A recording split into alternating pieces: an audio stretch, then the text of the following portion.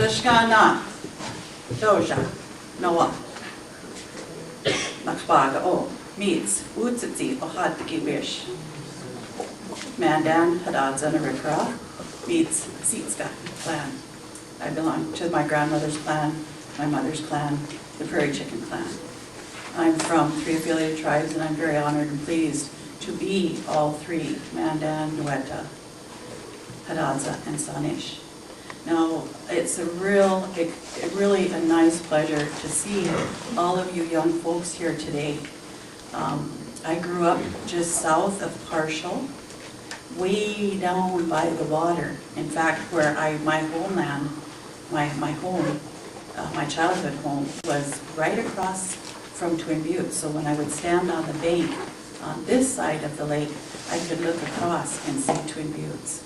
So I'm just west of White Shield and south of what used to be Lucky Mountain Community.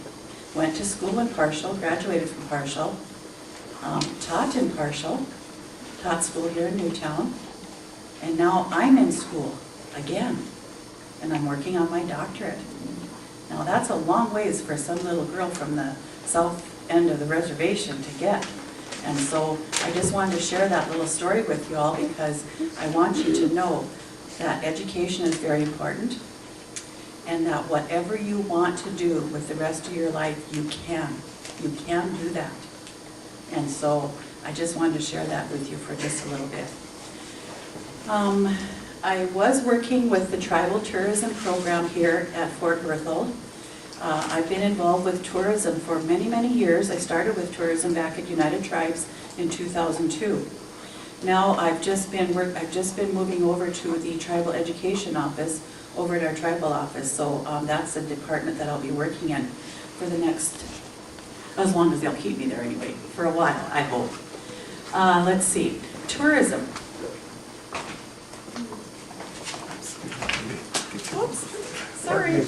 Sorry, Corn. We're just trying to be too efficient. We're just on top of each other. That's all. Tribal tourism really impacts every aspect of our tribal life, of our reservation life. Tourism, of course, is about education. Duh. Would that be a surprise for me, coming from education? Tourism is economic development. It is cultural language preservation, and it's tribal sovereignty. Now I've got about 15 slides up here, and I've got 2 wonderful other gentlemen that have really important information to share with you. So I'm not going to go through all these slides, but I just wanted you to see our pretty logo, and I wanted you to see this particular slide. So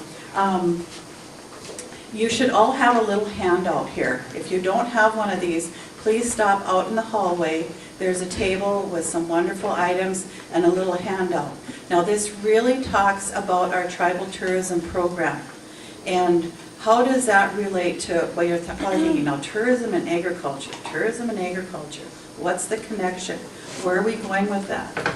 Well, you've heard a couple of your other speakers from this morning already talk about agriculture from around the reservation. Gardens, farming, plants, and all of those other things. Well, one of the things that I have always been told by the tribal elders here at home, and the ladies more specifically, because the ladies are the ones that really take care of the gardens, right? We all know that.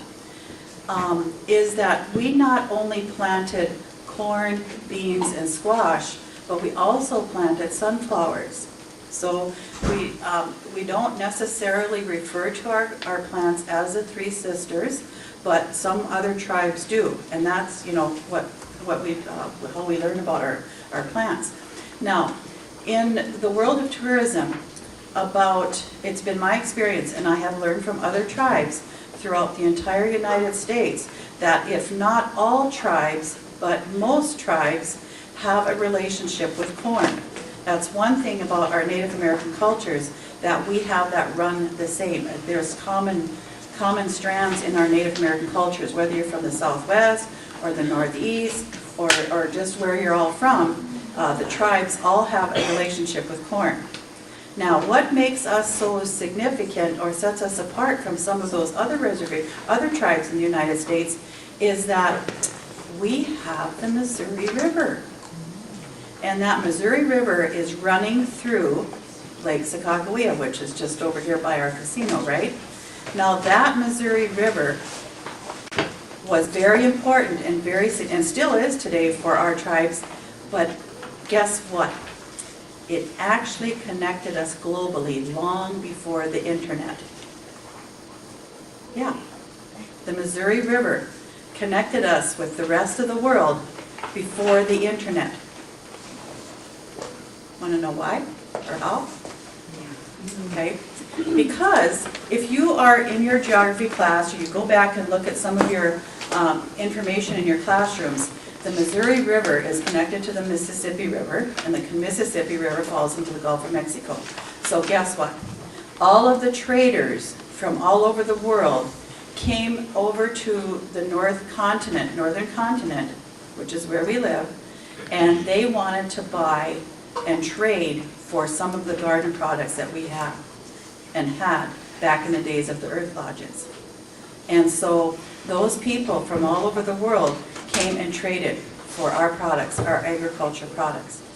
Now our tribes historically have always been agrarian tribes. We've always been agriculturalists. We've always had gardens and plants from years and years ago. And some of those stories about our gardens, stories about our corn, how we planted our gardens, how it sustained us as people, are handed down through our oral traditions, through the songs, through the languages that we have. And so when you sit and talk and listen to your grandparents and your aunties and uncles, they can tell you the stories of how we were great farmers and great agriculturalists before the dam brought, the Garrison Dam brought in the lake. So we didn't always have this big lake here. This big lake came in 1952, and I was only 2 years old then. So if you can do the math, you can tell how old I am. And I don't mind that because I'm very proud to be a grandma. So, so therefore, agriculture has always been a very significant part of our culture and who we are as Native Americans, as Hidatzas, as Sanish, and as Mandans. So now if you look at the brochure, there's a lot of opportunities with agriculture, or with tourism, whether it be agri-tourism or many other kinds of tourism. You folks, you young people, are all our ambassadors. People from all over the world want to come and visit Fort Berthold Indian Reservation. They want to actually meet and touch a real live Indian. And that's for real. I've heard that. Yeah, it's kind of strange, but that's what they tell us. Yeah. And so, and I've been all over. I've been all over the United States, and everywhere they go, they ask me, "Are you really an Indian?" Mm-hmm. Yep, I sure am. And so it's really funny, but they want to come. So guess what you have to do? You have to be able to tell them the correct and accurate information about who we are as Indian people. And so that's why you're our ambassadors. And so they'll want to know, well, what's important about them? What's important about the Mandan people? And what's important about us Hidatzas and Sanish people? You know, what are we, you know, and so that's where you really need to learn your history of who you are and be very proud of that, because you know what? We are the only people that have never ever lived anyplace else. We've always lived here. We have never been displaced. We have never been taken off of our lands. We've always been here. And we're very, one of the few tribes that can say that. Because unfortunately, some other tribes throughout the world have been moved. Like for instance, the Cherokee Trail of Tears, you probably have heard that. They no longer live in, well, sometimes some of them live in their homelands, but they had to move away. But we've always been here. And you can see the slogan on your brochure. It says, "We are still here." Because some people in Europe and different places, they think we're not here anymore. That's kind of unfortunate. But we can change that through tourism. And so if you look through your brochure, there are many opportunities when you get older and when you start looking at a career, what you want to do with when you get big and grow up like I do. I'm still in school, so I haven't decided just yet what I'm going to do.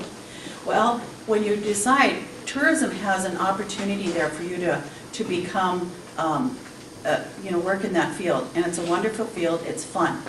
Now, how many of you have been over to our Earth Lodge village right across the water? Cool place. Good. I'm glad to see that. Do you know that we had 9 people from New York ride their motorcycles and ride over, and they stayed overnight in one of our earth lodges? They thought it was the coolest thing. They loved it. And so we got to talk to them about the gardens that we used to have here. We got to tell them about the lake and how we protect the land that we live on and how we respect the land and what it gives to us. So as you heard Dr. Garrett talk earlier about the products, the corn, the agriculture, and the produce that we get from the land, that we as Native Americans, we know that when we take something from Mother Earth, Grandmother Earth, we have to be careful and take and replace that. And we take it with cultural sensitivity. We have a way that we replace everything that we take. And one thing that we do know about our culture too is we don't take any more than we need. We always take just what we need. And so we always replace. Do you have any questions about tourism or how it fits into agriculture? Do you have any questions for me? Well, I'm going to stop talking now because I could talk for days on tourism and all this kind of stuff because I just love it. I mean, it's just like the coolest thing. But I've got, like I said, 2 wonderful other gentlemen that have worked really closely with our tribe and with our tourism program, and I want to give them an opportunity to speak. Otherwise, they'll get kind of mad at me. And I want to keep them for friends. I was just in a couple-day session with Karen, and she can talk for days on tourism. We had a good chance to get all the tribes together from across the state and start putting a plan together, a tourism plan. But what is tourism? Make sure it's up on the board. What is tourism? Tourism is any time someone travels, you travel, outside of your hometown, your home area for work or pleasure. The travel industry, well, I can get into that, but you are part of the travel industry every time you say you travel to Grand Forks or to Bismarck. You're going out of your normal, everyday activity, and you are part of the travel industry. Travel can be made up of leisure travel, which you're going for fun, business travel, you're going for work, or a combination thereof. Maybe somebody in your family is going for work, and you're going to tag along and do some shopping.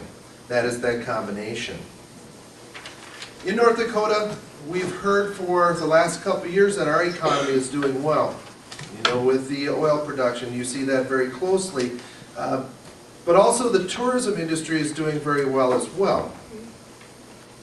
The overall travel expenditures, well actually there's 4 different areas that North Dakota is leading the nation in the travel industry. First one is overall travel expenditures. We are up 10.8% across North Dakota. Maybe you've seen in the news some of these other destinations, Florida, California, they're suffering. People are not traveling, but they still are coming to North Dakota. Travel generated payroll, which is all of the people who work in the industry, that is up 11.1%. Travel generated tax collection is up 9.1%, and travel generated employment is up 5.1%. So there are more jobs. We are creating more jobs in the travel industry, whether it be working at a hotel, maybe it's working at a cafe, maybe it's a job that you had this summer. What makes up the travel industry? In North Dakota, we have 507 hotel and lodges.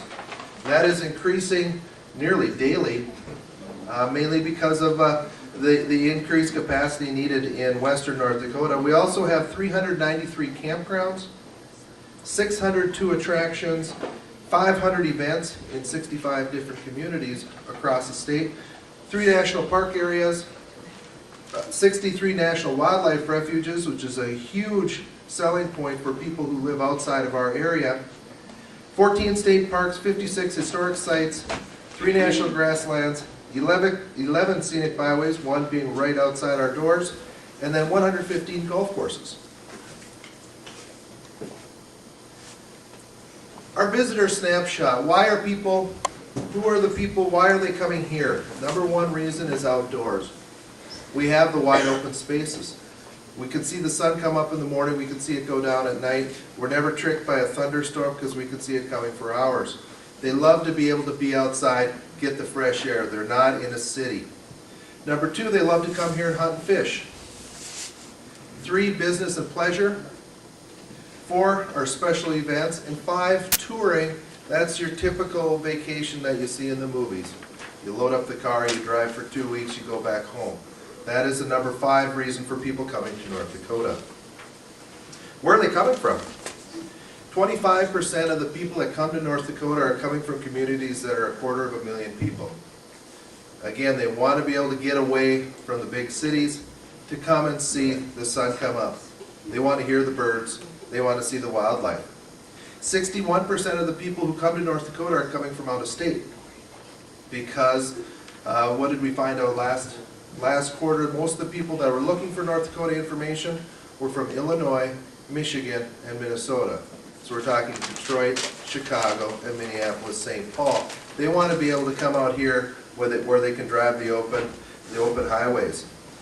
48% of the people that come to North Dakota are coming from over 100 to 500 miles, and 17% travel over 1,000 miles to come here and see us. Whether it's me, whether it's you, they're coming to North Dakota to see the people. How are we getting the word out? How are we letting people know what there is to do in North Dakota? We are doing our paid advertising, as you can see. One of our ads, as our slides roll through, you will see some of the different ads that we are showcasing what there is to do in North Dakota. We are working with publications for advertising, but we're also trying to work with the editors, the writers, to try to get stories of our stories to be able to showcase to their readers. The slide just ahead of this one was at the Earth Lodge. We had a story last year that was published in 5 languages in 5 separate countries that used all the photos from the Earth Lodge. We had a gentleman come here, spent a day at the Earth Lodge Village, wrote it in Norwegian. It was picked up in a Swedish, Danish, Finnish, German, and Icelandic languages. So it got to another couple million people that got a chance to see exactly what can happen here in town. We're also working with digital marketing, social networking. Any of you here heard of the thing called Facebook? Okay. We are working very, very diligently to make sure that we're getting our word out through Facebook, through Skype, through, what else am I in? Twitter, Foursquare. So we are working very diligently to get to the way people are trying to get their information now. Not everybody's buying a newspaper, not everybody's watching national programming. But a lot of times people will have that right in their hand, checking out what's going on at Facebook. And then personal sales. That is something that I do. Again, I said I'm the international person, so I will travel overseas much of the winter, telling our stories, getting them to come here and hear it from you, not from me. Again, a couple more of our ads. This is some of our outdoor advertising, whether it be the outdoor activities, golfing, or birding. Tourism trends. This information isn't stuff that I'm just making up. These are coming directly from the United States Travel Association. People are looking for the deal. They're not always just looking for the destination.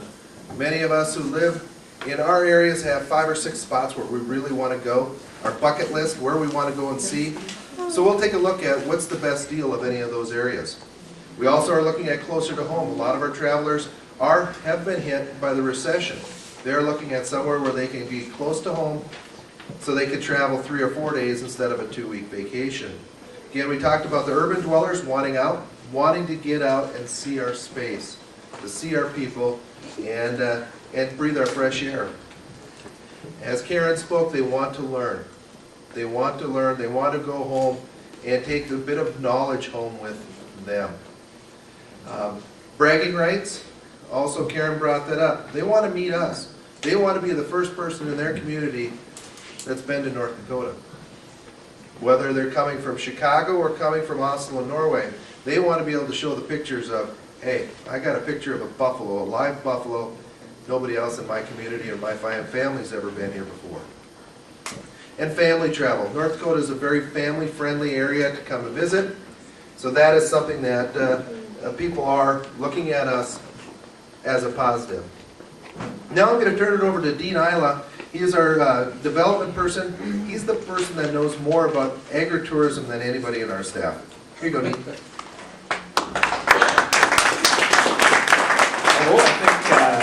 listening to Karen, maybe Karen knows a little more than all of us on that. But, so the question is, with agritourism, what exactly is it? Well, we used to say that agritourism is the merger of North Dakota's two largest industries. Number one is agriculture. It has been since time began, and it probably will always be number one in North Dakota just because of our natural resources. And we used to say that tourism was number two. And we were number two for quite a while. We had to change that. We're now one of the top, not the top two. Can you guess which is number two, which passed tourism? Even though tourism's doing great, there's another industry that passed us. And I think living in Newtown, you know all about what that is, and it's the oil industry.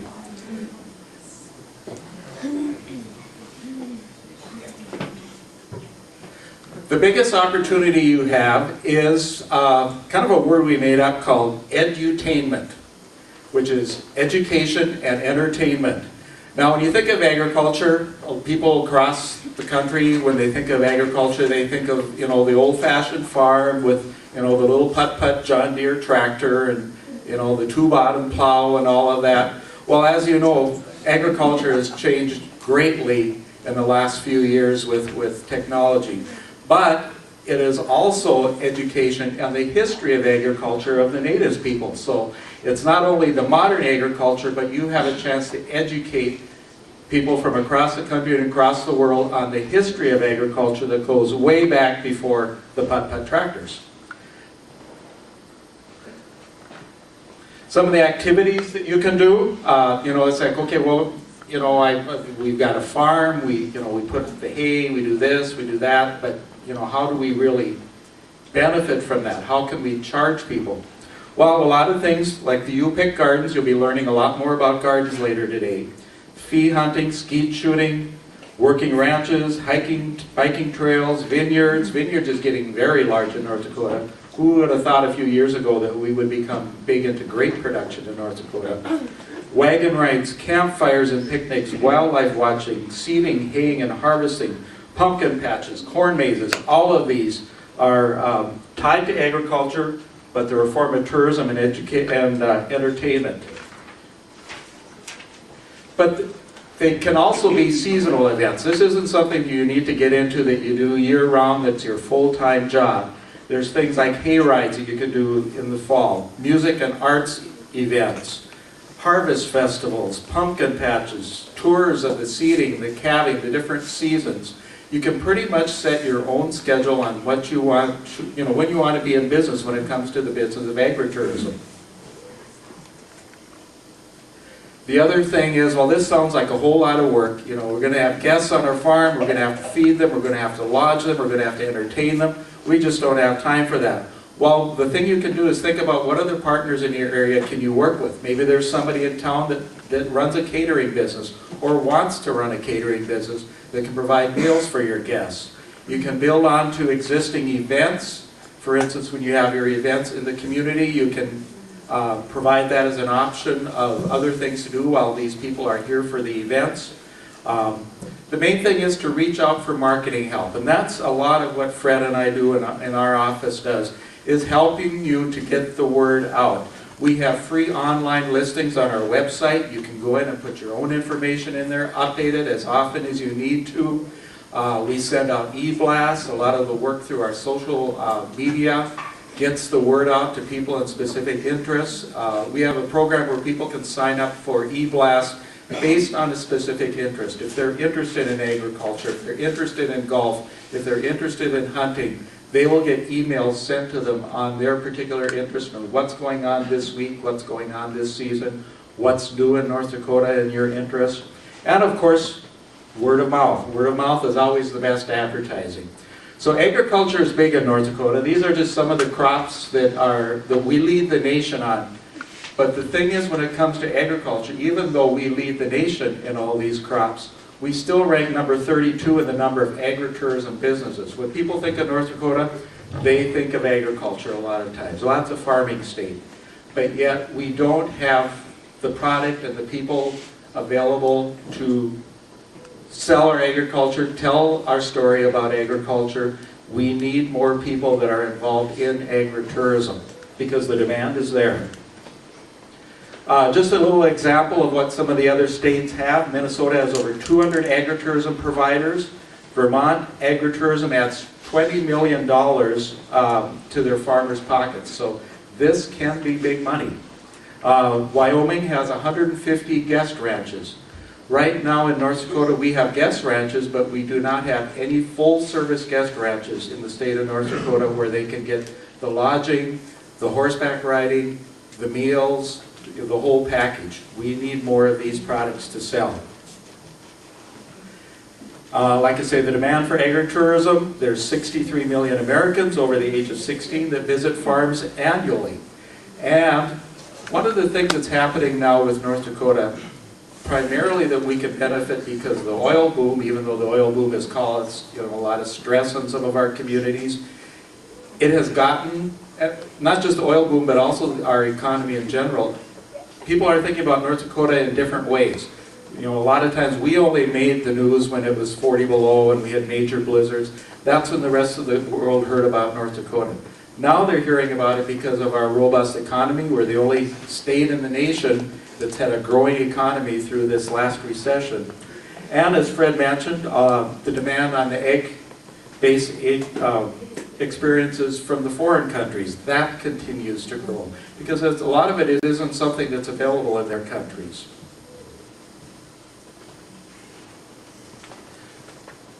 .5% of all farms receive dollars from farm-based recreation. That's nationwide. It has reached a $1 billion industry nationwide. Definitely not in North Dakota yet, but boy, the potential is there. So there is a lot of potential for agritourism in the future. And then we're back to the international, we're back to Fred. Thanks, Dean. This is something that, as Karen spoke, she could talk for hours and days, and I'm in the international program, I'm very much the same. So I am going to rush through a little bit of the information that in these next few slides so that you get off to lunch at a proper time.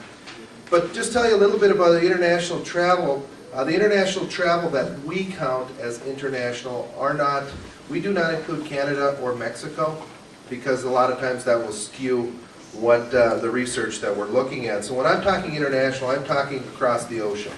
Talking Europe, Asia, Australia, even South America. But the international travelers, as Karen said, they really all can travel to our region is probably as good as it's ever been. Double-digit growth from our Swedish travelers. Norway, 23% growth in travel in 2010.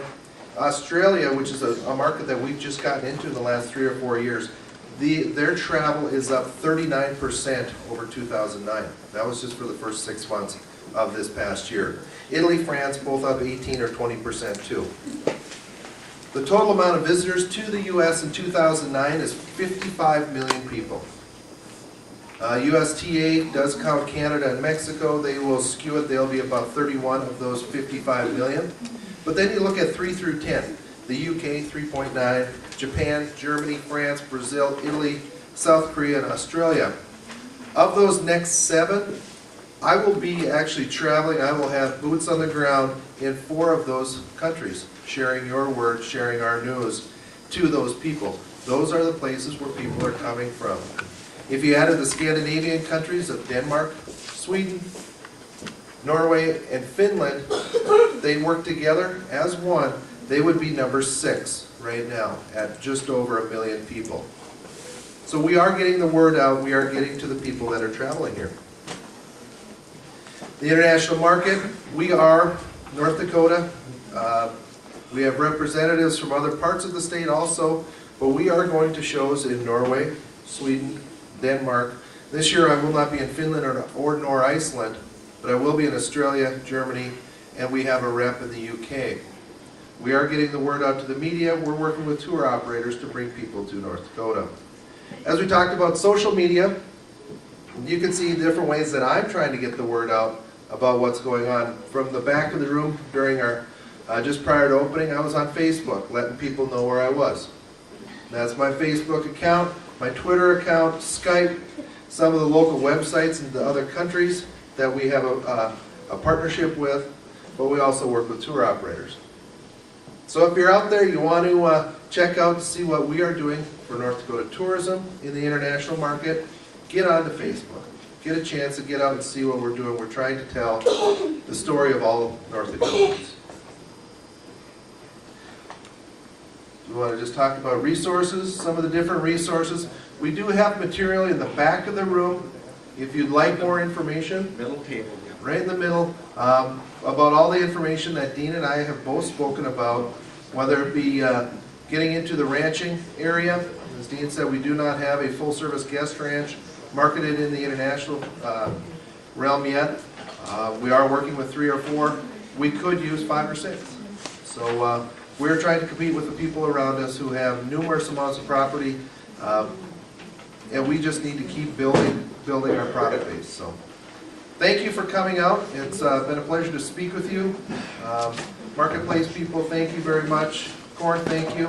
And Karen, it was a pleasure speaking with you again. Thank you.